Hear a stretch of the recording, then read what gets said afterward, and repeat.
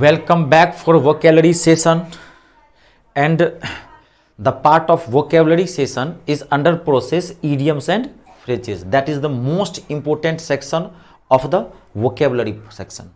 तो अभी मैं आपको क्या करवा रहा हूँ, वोकेबलरी में इडियम्स एंड फ्रेजेस करवा रहा हूँ हर तरह का, ठीक है। इससे क्या होता है, इडियम्स एंड फ्रेजेस तो अच्छी होती है, आपकी इंग्लिश भी और वोकेबलरी स्ट्रांग हो जाता है, क्योंकि इसमें सिंपल इंग्लिश के वर्ड्स में बहुत ज़्यादा लिख देता हूँ, ठीक है। तो बढ़िया से आपको पढ़ना है। पहला वर्ड देखिए, अगला पहला बहुत इंपॉर्टेंट है। पहला देखो, well to do, well to do, well to do कहो या वेल ऑफ कहो, वेल ऑफ कहो, बहुत इंपॉर्टेंट है। वेल टू डू कहो या वेल ऑफ कहो, इन दोनों का मतलब होता है धनाढ्य व्यक्ति और रिच पर्सन। क्या कहोगे इसको, और रिच पर्सन, सीधे मैं लिख देता हूं रिच, रिच कहो इसको, और वेल टू डू, ठीक है, या वेल टू डू कहो या वेल ऑफ कहो, इसका मतलब क्या, धनाढ्य। I belong to well to do family, अरे मैं एकदम धनी रिच फैमिली से बिलोंग करता हूं, ठीक है। अब देखो वहां पे, अब रिच भी वहां दिया रहता है, वहां पे कभी कभार आपको एफ्लुएंट भी दिया रहेगा, AFFLUENT। एफ्लुएंट मतलब ही क्या होता है, धनी मनी, रिच, भरा पूरा। प्रोस्पेरस, यही जब चीजें सीखनी है, प्रोस्पेरस, PEROUS, कोई भी दे सकता है। प्रोस्पेरस कहिए, रिच कहिए, समझ के, वेल्दी कहिए, धनवान,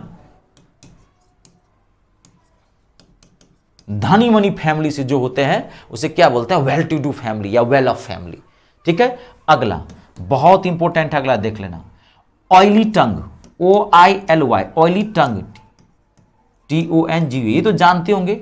ऑयली टंग मतलब क्या, किसी की चापलूसी करना, फ्लैटरिंग वर्ड्स, ये तो आपको पता होगा, फ्लैटरिंग वर्ड्स। थोड़ा सा जब भी इडियम्स एंड फ्रेजेस को आप कवर करेंगे ना, तो थोड़ा सा ना माथा, प्रेजेंस ऑफ माइंड तेज रखिएगा। कभी कल सेंस कभी कल ना, मतलब फ्रेज का सेंस भी पकड़ के आप पता, फ्लैट, ऑयली, ऑयली टंग, चिकनी चुपड़ी बातें, फ्लैटरिंग करना, चापलूसी करना, हाँ में हाँ मिला, तो पता चल जाता है आप। कभी कल कुछ ऐसे फ्रेज होते हैं नॉर्मल जो आपको पता चल जाएगा, ठीक है, ऑयली टंग। अगला every tower, IVORY, every tower, every tower. Every tower का मतलब होता है काल्पनिक दुनिया, जिसको वास्तविकता से कोई लेना देना नहीं, काल्पनिक दुनिया। एन इमेजनरी वर्ल्ड,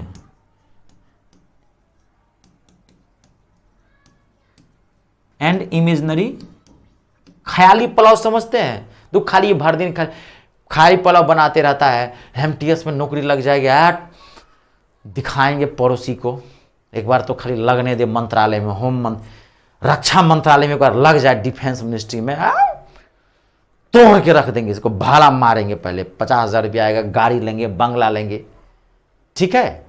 दो students always who survive leave in ivory tower, ख्याली दुनिया में रहता है, इमेजनरी दुनिया में, ठीक है। नेक्स्ट बहुत इंपॉर्टेंट वर्ड है, बहुत इंपॉर्टेंट। अब देखो यहां पे, यहां तक लिख लिए हैं, ये लिख लिए हैं, कंप्लीट है। Out and out, OUT, out and out. Out and out का मतलब होता है पूरी तरीके से, कंप्लीटली, COMPLE, कंप्लीटली, कंप्लीटली कहिए, या इसको आप टोटली, एक ही बात है, टोटली कहिए, एक ही चीज है। अगला देखिए, अ क्लोज सेव, बहुत इंपॉर्टेंट वर्ड है, a close, CLOSE, close save, SHAVE। अब क्लोज सेव का मतलब क्या होता है जानते हैं, बाल बाल बचना, किसी हादसे में लोग बाल बाल बच जाता है, बाल बाल बच जाना। और नैरो स्केप, और narrow escape, narrow escape from serious danger, from serious danger, serious danger, बाल बाल बचना। क्लियर है, नोट कर लीजिए, कंप्लीट है ना। हिज फैमिली हैड और narrow escape, sorry narrow escape भी बोल सकते हैं, एक ही चीज है। His family had a close shave in this bus accident, his family had a close shave in this bus accident. अरे बाप रे, उसका फैमिली जो है इस बस दुर्घटना में बाल बाल बच गया, ठीक है। इसका एक और होता है, टू स्केप बाय द इसका एक मेरे माइंड से उतर रहा है, इसका एक होता है to escape by the skin of, बड़ा सुंदर होता है इसका एक फ्रेज मेरे माइंड से उतर रही है। इसका एक और होता है क्लोज शेप का मतलब, खैर उतना आपको हैवी नहीं जाना है, लेकिन मुझे एक था इसका बड़ा सुंदर होता है, to escape by the skin of one's teeth होता है, to escape by the skin of one's teeth, to escape by the skin of, इसका वंस टीथ भी बोलते हैं। चलो जाने दो, इतना काफी है, इससे ज्यादा आपको नहीं जाना है, ठीक है। अगला लिखिए cut and dried, CUT, cut and dried, DRIED, cut and dried मतलब होता है रेडीमेड। कट एंड ड्राइड मतलब क्या होता है, जो बिल्कुल तैयार है, रेडीमेड, READY, रेडीमेड, नहीं कपड़ा खरीदते रहते हैं कोई चीज, ठीक है। Everything is in that shop is cut and dried, अरे यार इस शॉप में ना सब कुछ रेडीमेड है, बना बनाया हुआ है। कट एंड ड्राइड, ड्राइड ध्यान रखना, कट एंड ड्राइड। अगला बहुत इंपॉर्टेंट है, अगला पामी डेज,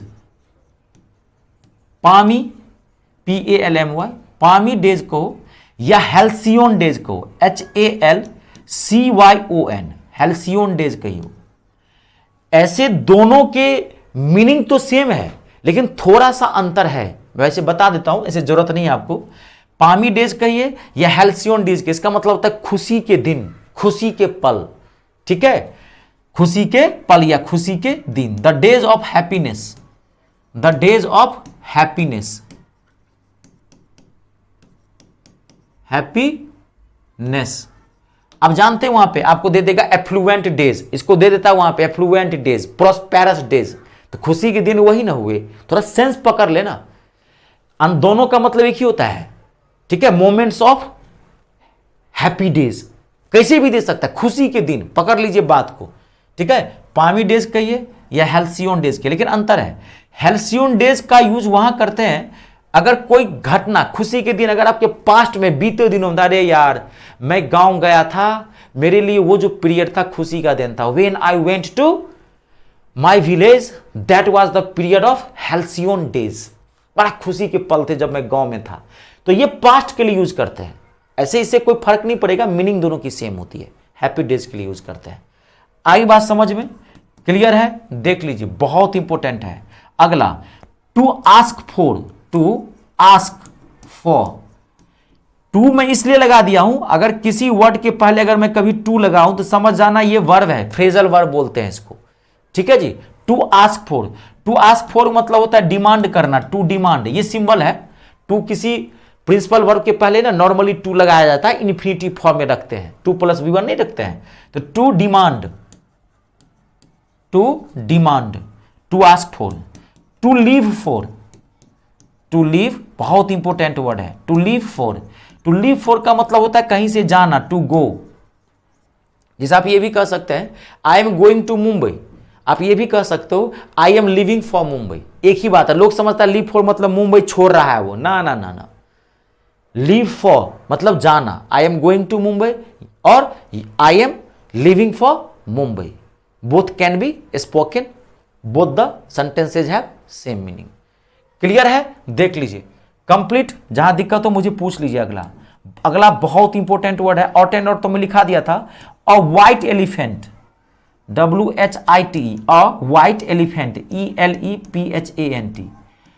अ व्हाइट एलिफेंट का मतलब होता है फिजूल खर्ची, अ व्हाइट एलिफेंट का मतलब क्या होता है, फिजूल खर्ची। हिंदी वाले लिखते चले जाना, मैं नहीं लिख पा रहा हूं, टाइम ज़्यादा लगता है तो कहे 10 सेकेंड का टाइम लिखने में, तो बोल देता हूँ, हिंदी वाले लिख लेना, उससे बहुत अच्छा होता है, फट से पकड़ लोगे वहाँ पे उसकी इंग्लिश मीनिंग, ठीक है। फिजूल खर्ची, ठीक है।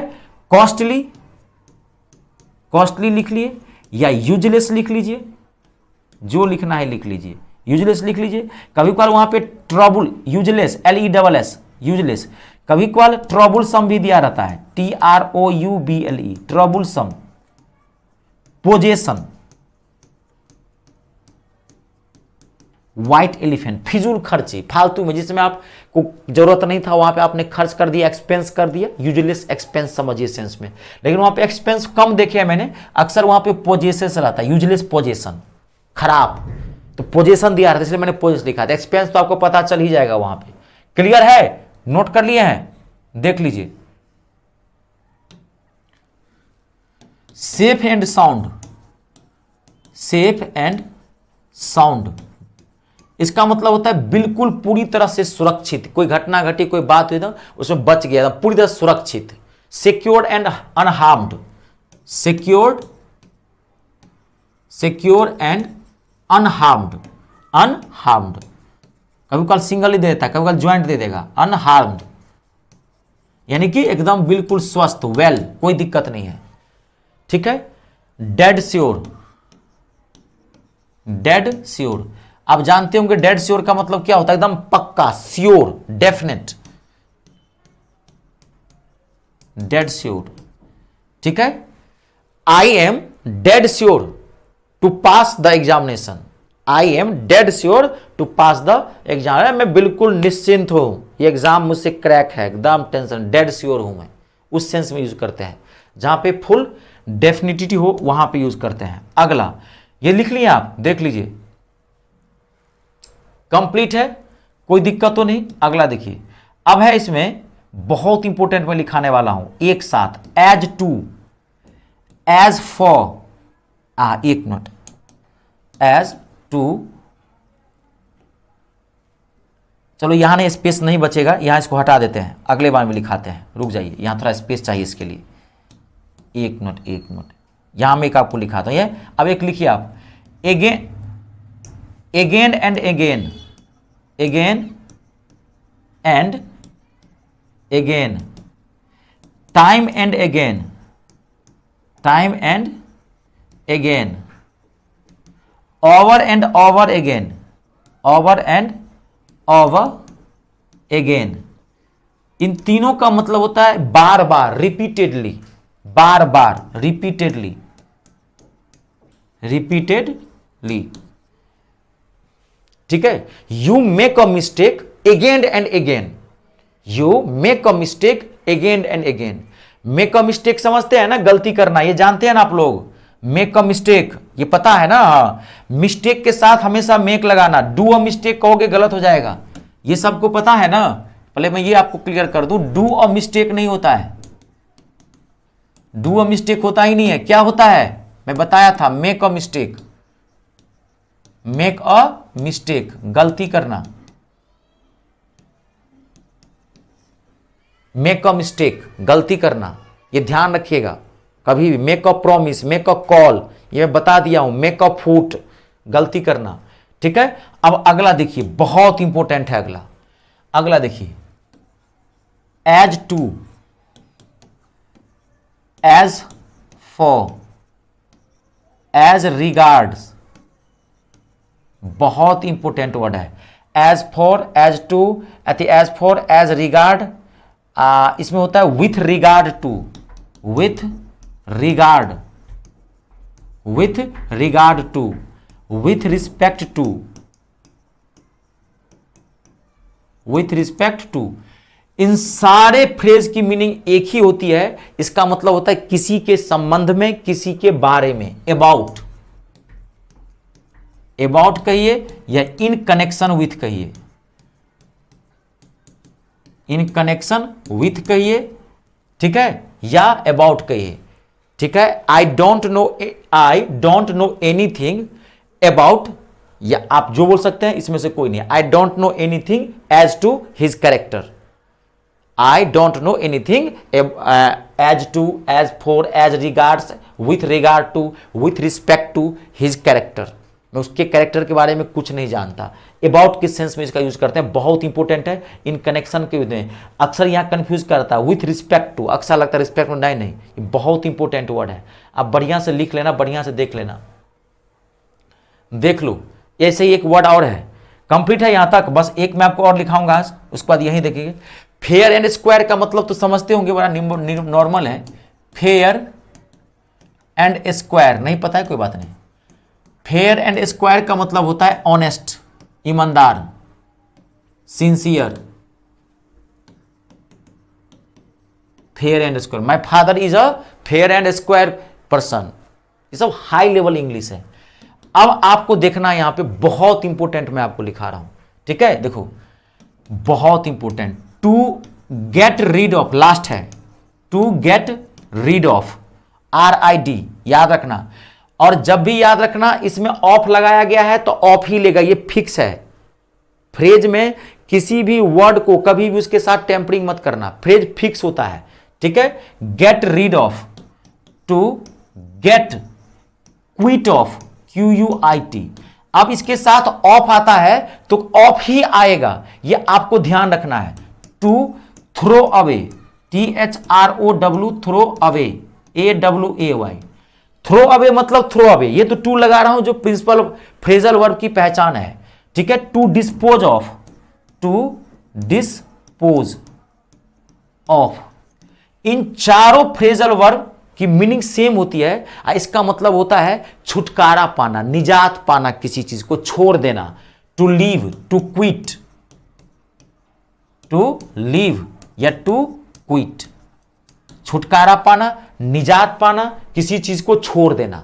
बहुत इंपॉर्टेंट वर्ड है ये, ठीक है। जैसे I want to get rid of, कोई भी कह सकते हो, I want to get rid of my bad habits, मैं अपनी बुरी आदतों से छुटकारा पाना चाहता हूं।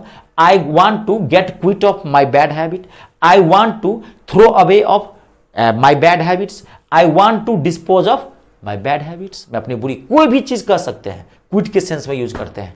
आई बात समझ में? चलिए आज इसको इतना ही रहने दीजिए, ठीक है। फिर मिलते हैं नेक्स्ट सेशन में, कल मैथ वाले सेशन में, ठीक है। चलिए तब तक आप सबका बहुत बहुत धन्यवाद, अपने और अपनों का ख्याल रखें। जय जवान, जय किसान, जय हिंदुस्तान।